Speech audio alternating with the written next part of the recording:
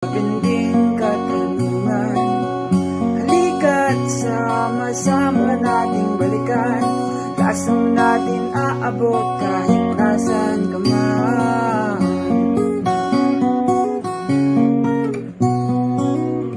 Sa gitna ng panubok na panahon, kahatid sila kaakibat ay diskusyon.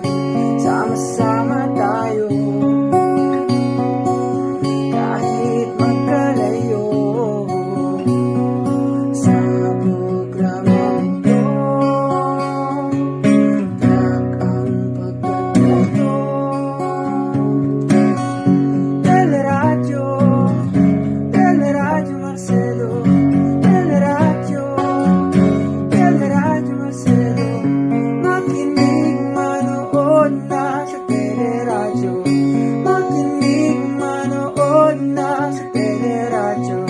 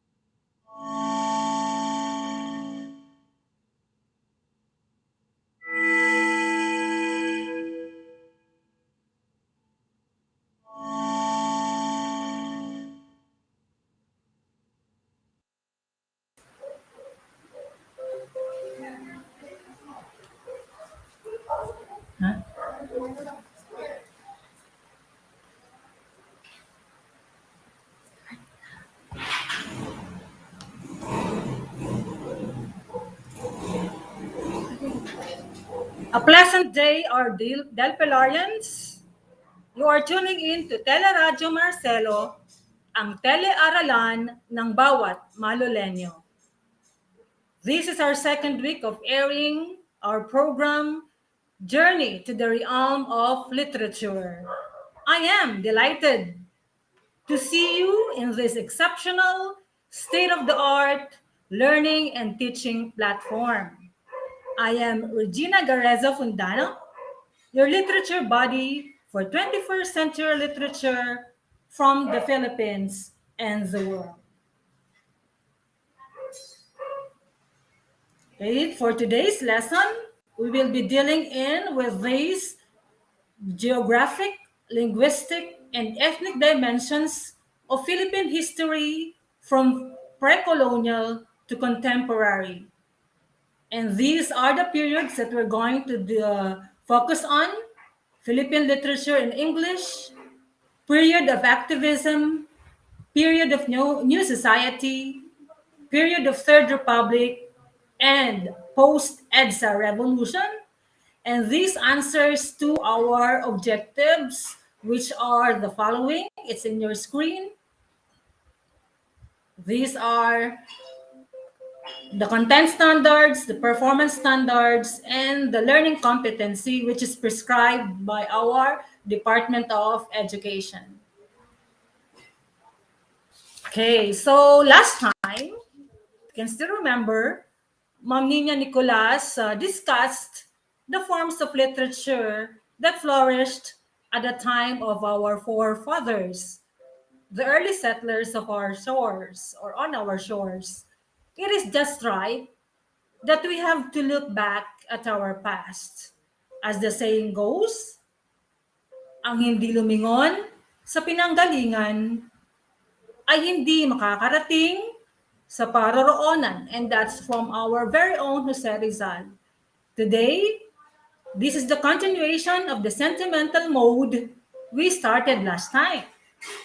Join me as we travel back in time.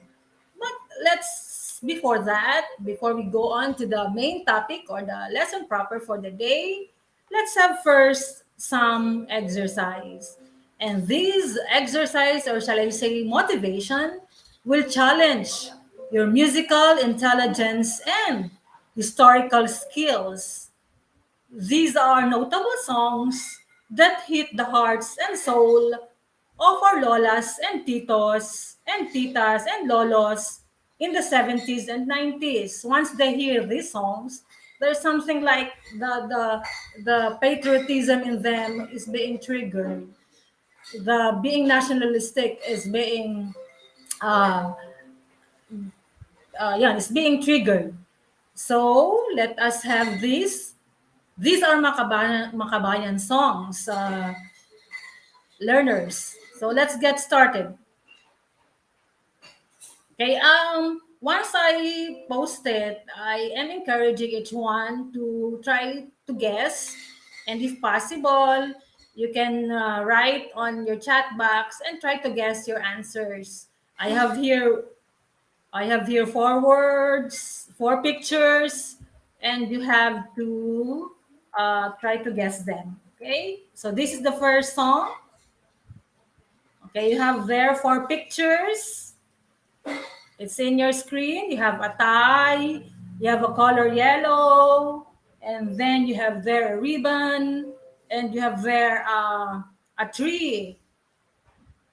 This happened. This was very popular in the 70s. So you have a tie there, you have a yellow, you have a ribbon, and a tree. What could it be? Any guess? Okay, there's no guess yet. I'm waiting. I have here with me the Facebook Live.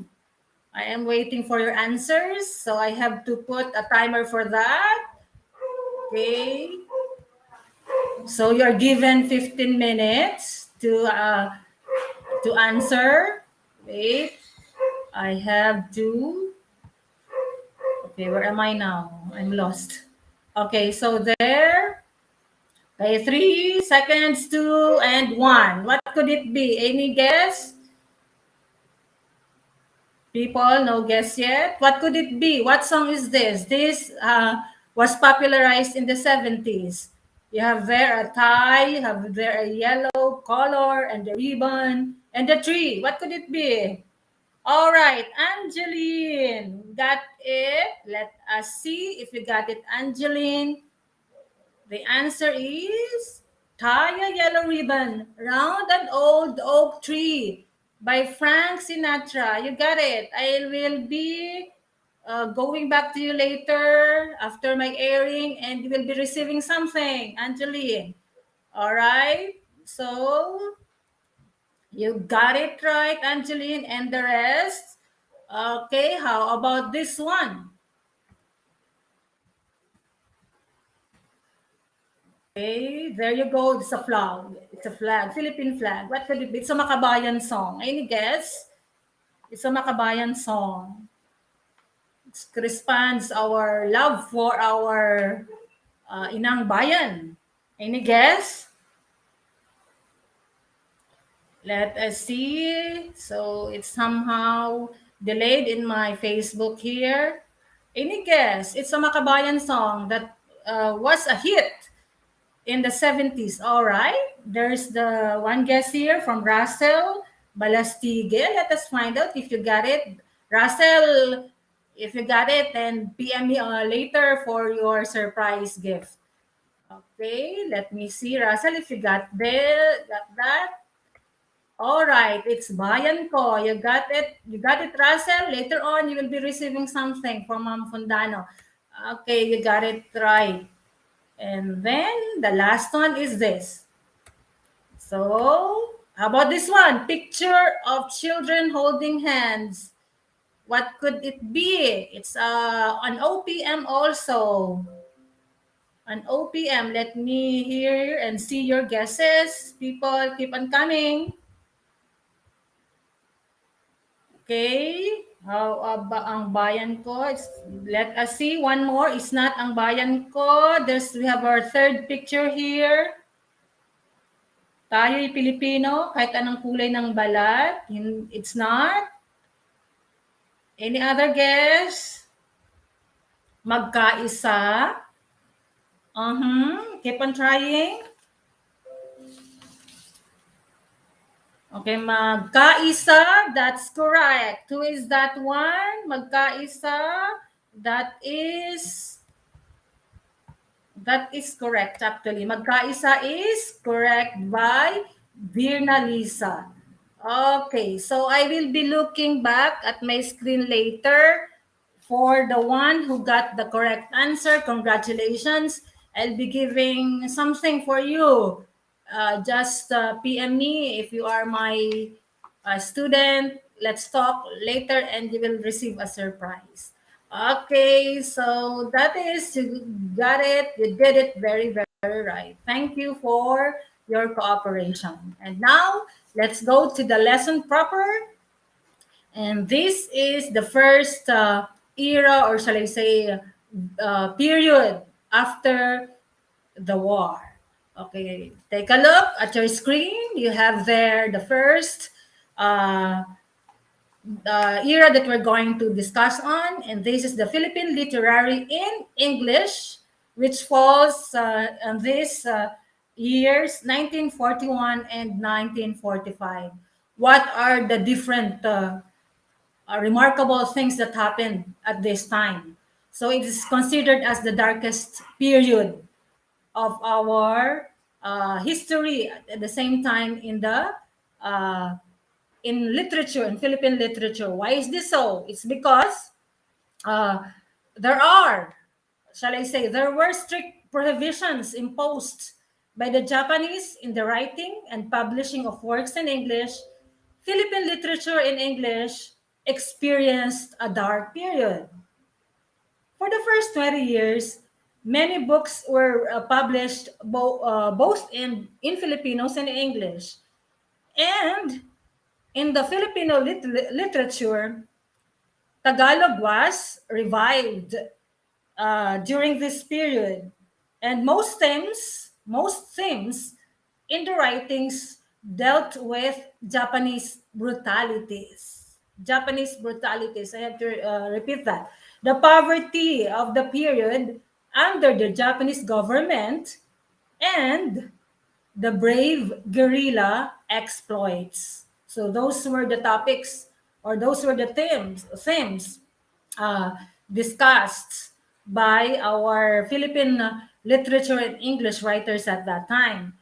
They deal mostly on, also they deal on religious faith, in superstitions, in fantasy, in social problems, in poverty. Also, they discussed on politics, nationalism, morality, and uh, the different writers who excelled at that time were Nick Joaquin. He wrote Mayday Eve, We Filipinos Are Mild Drinkers by Alejandro Roses, The Return by Edith Tiempo, History and Philippine Culture by Horacio de la Costa, and Without Seeing the Dawn, and many, many more. I just cited a few.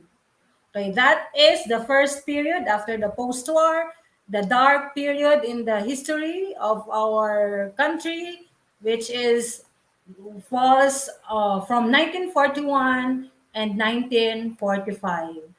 And the next period is the period of activism. You have read this in your module, and some of you, I already read your works, and you had encountered this period of activism, and this is somehow related to your hearts, because youth in here is the were the ones, no, being vocal of their emotions on this time period of activism. So, what were the things that happened, or remarkable events that happened on this period? And I have to cite Porciano Pineda in 1970 and 1972. He said that this happened is because of domestic and worldwide causes. And the seeds of activism results, look at this, results in the declaration of martial law in 1972. And according to Porciano Pineda, that this can be considered as a literary revolution. Okay, just like I mentioned a while ago that you belong to this group, the youth, you became vocal with your sentiments. You use bloody demonstrations and sidewalk expressions, and campus newspapers showed rebellious emotions. And the content of these newspapers, they attacked the ills of society and politics. Okay, the youth then, your representatives then held pens and wrote on placards in red paint. And that's the equivalent of the word makibaka, makibaka, makibaka. And that's the content of their message. They lined up the street, hold the hands, and put barricades just to air their sentiments so that the government will be have an ear to their sentiments. That's on this period of activism. Okay, so somehow I hope that you got the message here of this period, and you have to apply this because they fought for us. That's what we are receiving or we're enjoying. The freedom that we are receiving at this moment, that we are enjoying at this moment, is probably it's because of these youth in the time of 19 during the time of 1970s and 72. Okay, how about the next episode? And that's the period of the new society. So that's period of the new society. And it says here in your slide that that is the start of new society, and that was in September 21, 1972. The poems dealt with patience, regard for native culture, customs, and the beauties of nature and surroundings. That's for period of new society. Okay, and then the focus is on progress, discipline, culture, tourism, and the like. And the people back then, our common tao at that time, they hooked on reading newspapers and reading magazines and comics. And that's the reason why Kislap and Liwayway were the notable reading materials at that time, flourished. And then the government took part in reviving old plays like Zinapulo, Zarzuela, and in Bayoka of the Muslims. And this is the time also where the CCP, or the Cultural Center of the Philippines, the Folk Arts Theater, and the old Metropolitan Theater were rebuilt. Okay, because Metropolitan Theater was devastated by the war, and then it was rebuilt at this time, 1972 and 1980. Okay, and the third one is, rather the fourth one is the period of the Third Republic. And then what are the happenings? What were the happenings at this era or period? Okay, this is the time where the martial law was lifted. And that was in January 2, 1981. So what were the contents of literature at that time? Mostly were romantic and revolutionary, still revolutionary. And the Filipino songs dealt with themes that were true to life, like those grief, poverty, aspirations for freedom, love of God, of country, and fellow men. Those were the notable uh, activities that happened, or that happened at that time period of the Third Republic. And uh, the Filipino writers at that time wrote criticisms against the government openly. Supplications of the people were couched in fiery, colorful, violent, profane, and insulting language. So after the Ninoy Aquino was assassinated, the people's voices could no longer be contained, and both the public and private sectors in government were chanting and shouting. Women, men, and the youth became bolder, and their voices were raised in dissent. But then, there's this yearly festival of Filipino films continued to be held during this period of the Third Republic. Okay, remember that because there will be questions I will be asking later, and some of you will be given a chance to receive a special gift from your mom Fontano. Okay, and here is the last period after Japanese war, and that's the post EDSA 1 revolution. Okay, so you should put this in mind that people power prevailed in 4 days from February 21 to 25, 1986. Okay, bear that in your mind. People power. Several changes were evident in the new Filipino songs, newspapers, speeches, and television programs. Okay, the now crony newspapers that enjoyed an overnight increase in circulation rather were the Inquirer, Malaya, and the People's Journal. So this is the post EDSA 1 revolution. So 1986 to 1995. So Ma'am Gina was able to make a rundown from 1941 to 1945 in 15 minutes. Was able to give you a quick history of what happened at this critical period of our history. You have to remember all those things, all those dates, all the things that happened in that period. Okay, so I have to move on to the next activity.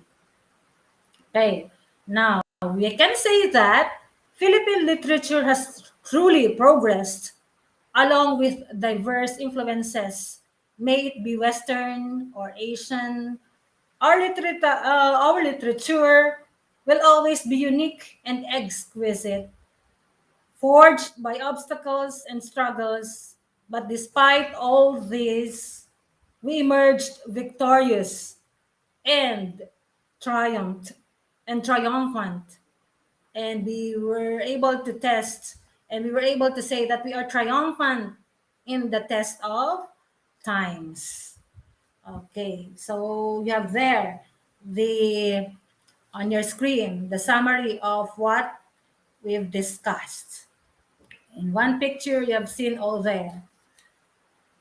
Okay, so let us have some breather. Let us have some breather. Okay, let us see. Let's check whether you listened or you remembered some of what I mentioned or what I flashed on. Let us see. Okay, I'm challenging each one to get your cell phone again and try to guess all these characteristics and then find out and tell me right on your chat box what particular period this description fall. Campus publications are outlets that flourished at this time, giving emphasis on experimental writing. At what period this falls? Number one, put it on your chat box. Let me see. Let me see. Any guess? Campus publications are outlets that flourished. Okay. Giving emphasis on experimental writing. What could it be? Period of activism. All right, you got it. And who are you, please? Period of activism. Okay, Niana, you got it. You have something. We'll be receiving something from Ma'am Fandano. PM me later. Okay, PM me your number, your GCash number. Okay, Niana, you'll be shouting probably at home. Okay, next. You got it, Niana. Number 2, let us see. Green revolution, family planning, proper nutrition, environment, drug addiction, and pollution. These are the contents of the literature at that time. What period is that?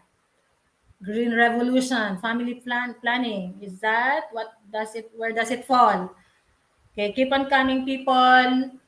You will be receiving something from Ma'am Gina later as a form of gratitude and as a form of your cooperation.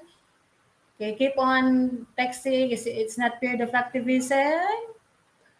Okay, green revolution, family planning, proper nutrition, environment, drug addiction, and pollution. What could it be? Any guess? Okay, let us see. Okay, period of Third Republic. All right, you got it. And Mr. Jervy Galvez. Jervy, are you one of my students?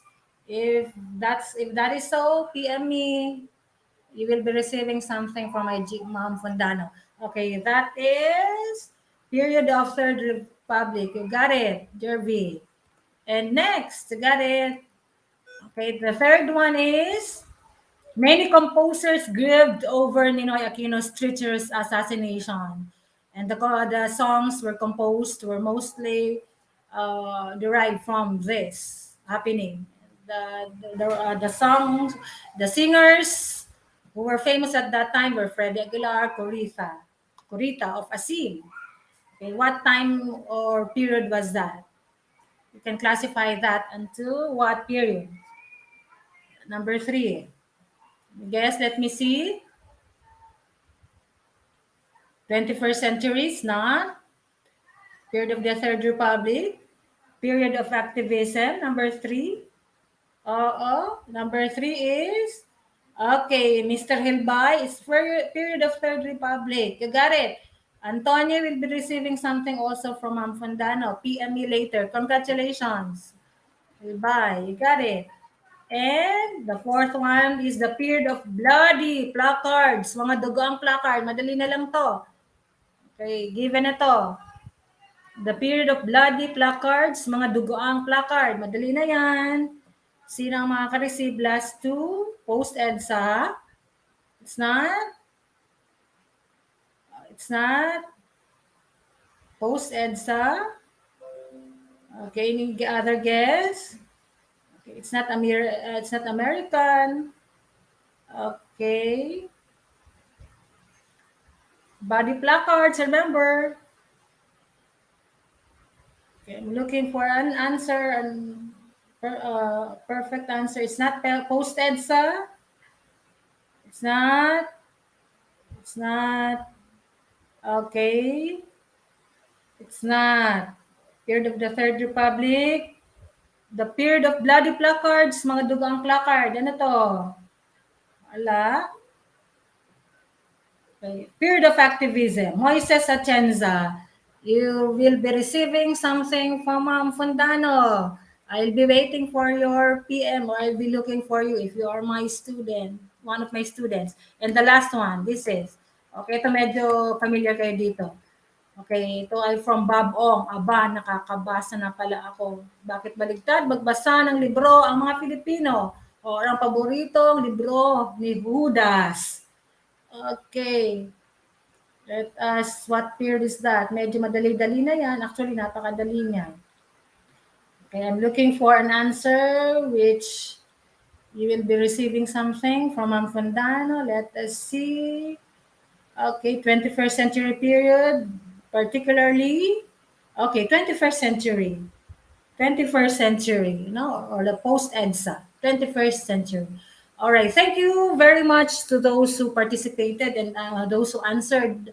And those who I mentioned a while ago, I have to look for you or you can PM me or you can send me a message, a direct message.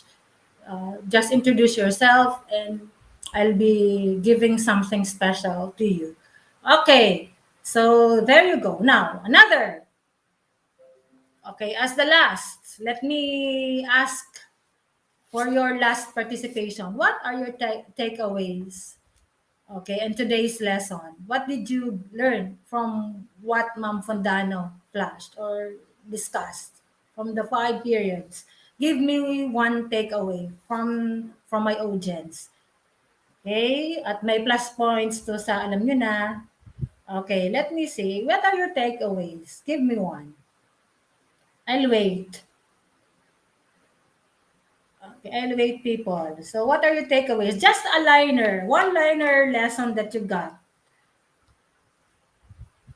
Okay, I am expecting from my students from STEM A, B, C, D, and E. Where are you? I cannot find you here.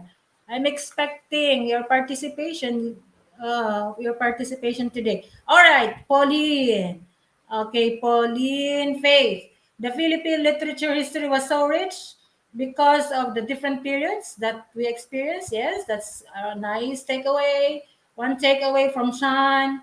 Okay, that the evolution of Philippine literature from the post-war. Okay, and then Niana again said, participated again. The youth became vocal with their sentiments. That's very right. During the period of activism. And also, Mr. Hilbay, I have learned that Philippine literature are majority influenced by foreign colonization and independence. Yeah, that's you have your point, Mr. Hilbay. About Shan Harold, I learned the different periods. All right. Okay, the Philippine literature is one with the history of the country. Yeah, that's very good takeaway, Anthony. And the Philippine literature changed a lot as time goes by. That's correct, Azalea. Russell also said that it served not only for entertainment purposes, but as a medium of revolution as we fought for our freedom. What a nice takeaway. Very nice, Russell. And Seth said also, in today's lesson, I've learned how literature evolves during the Spanish era up to this day. I've learned how literature grows and some era hinders it, but the blood of our fellow men will not be stopped. It will never be stopped. And that is why literature is still in us. What a nice takeaway. What a nice learning. What a nice insight. Elmira, Julian Gatchalian, from our lessons, we have learned that in every era, there will always be people who will fight for freedom, rights, equality, and kindness through the power of words and literature. How nice. Okay, I've learned that even though we've colonized by other countries, our literature still continue. Very nice insight. The period of new society was envisioned to carry out a meaningful societal change. Ang dami, ang husay. Ma'am Gina is overwhelmed of your takeaways. Ang may takeaways, ang ganda, ang nakakapangilabot. Okay, ang husay. The literature from the different periods mirrored the people's values and desires during that time. I have learned that all of the periods have affected our literature now. Every experience and influence have affected the way of writing. Okay, I have to read two more. Okay, I have to read two more from Isabella. Isabella, how are you? My takeaways are the details about the various periods that divide the literary history of the country, the themes and authors at the time of the different times. No? And Nestle, I've learned the Philippine literature is very rich. And because of different periods, it's also started to evolve. Okay, si Carl, my student in 11, UMS B. I have learned the history of Philippine literature will be our guide for a bright future. and so many more takeaways here. And I have to record this. I have to get this. I have to record this. I have to put this in my journal so that this is my first airing in Teleradio. And this is somehow memorable, your participation for today. Okay, I'll not be reading anymore because it's already 11:46 and you are hungry and we are all hungry. Okay, so thank you for your takeaways, for the insights that you shared.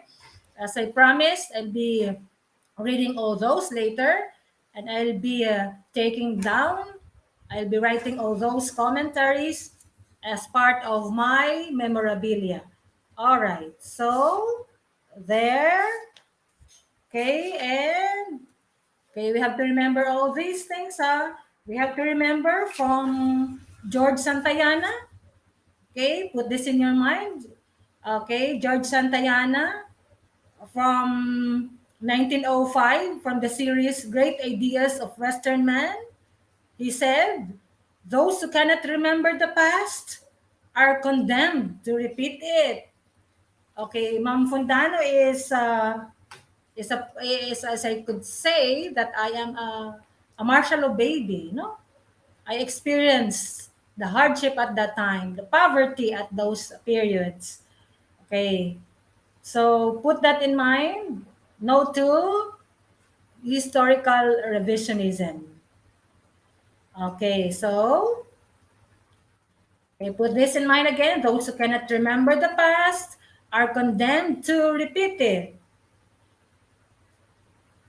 Okay, we have to remember that Philippine literary history is rich in elements and forms. It is a literature like no other. It reflects not only the technical aspects of literature, but also depicts the life of every Filipino, our diverse culture, traditions, and most of all, it reflects who we truly are. Ever strong, ever resilient Filipinos. Okay, once again, this is Ma'am Regina Fondano. You help me. You were my buddies in the journey where endless possibilities begin. Join me again next time.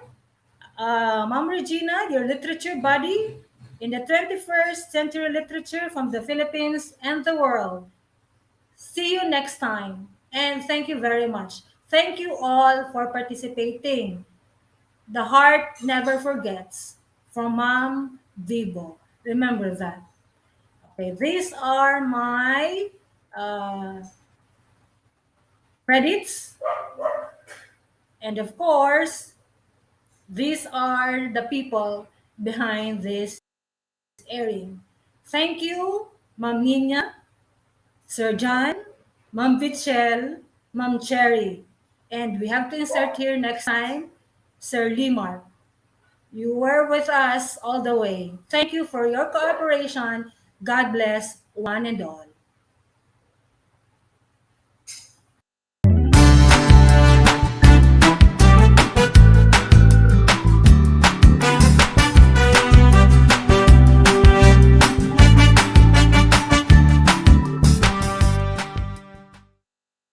Radyo is always at your service. Kaya naman, ang feedback mo, suggestions nyo ay mahalaga sa amin to improve our programs on air and online.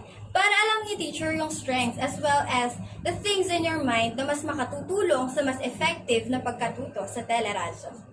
Please take time to send your feedbacks via Teleradyo Mu, which you can access by scanning the QR code on the right or typing the URL provided here,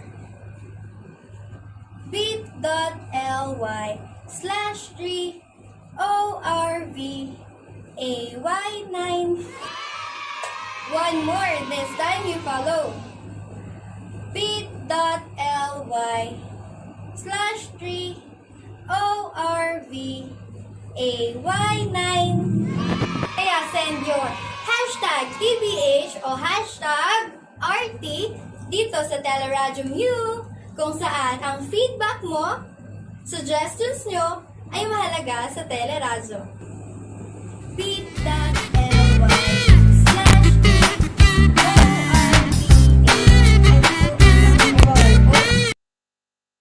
Makinig, manood na sa Teleradyo. Makinig, manood na sa Teleradyo.